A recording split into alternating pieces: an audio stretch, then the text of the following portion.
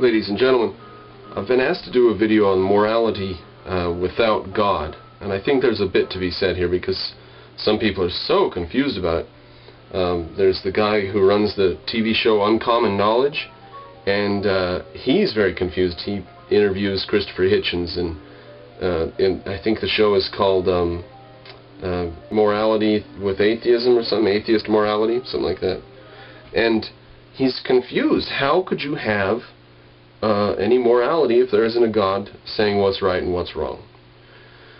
Well, we actually can figure out what's right and what's wrong without God telling us, because we have some basic things when we're born and when we're raised.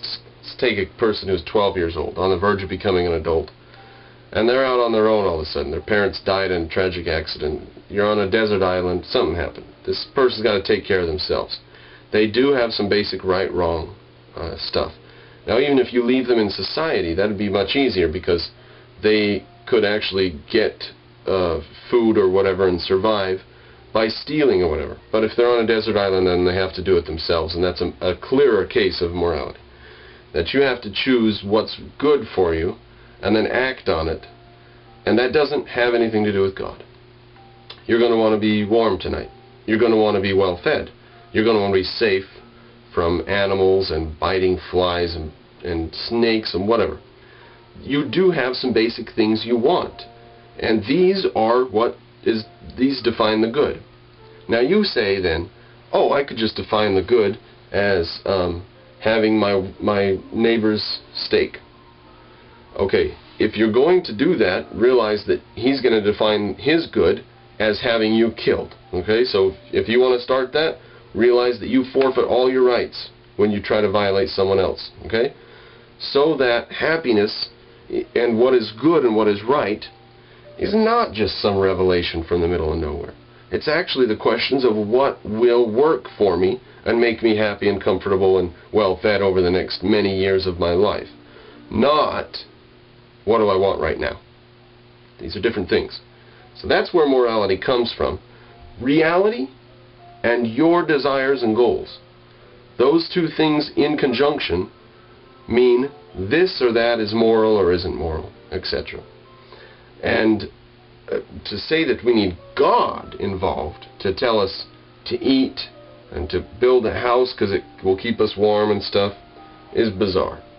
We don't even need God involved to tell us not to rob and rape and plunder. All we need there is the golden rule. And people who say, I'm willing to work and make an honest day's wages if you're willing to do the same, and I won't rob you and you won't rob me. People who agree on this is called civilization. No, we don't need God to tell us that that's beneficial. We know that that's beneficial. Thanks very much. No, God doesn't need to give us permission for us to make our lives better. No.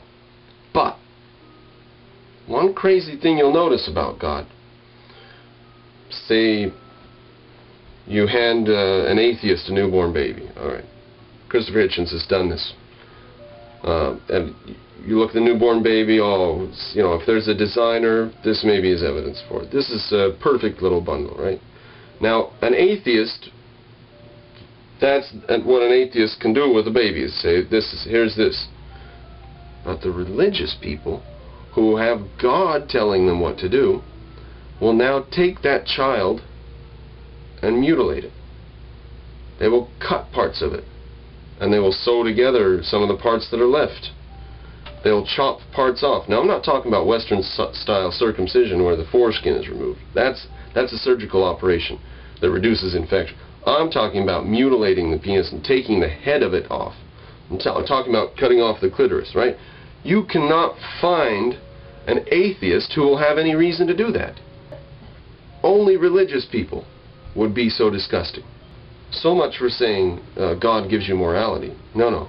It's God that makes people act immorally.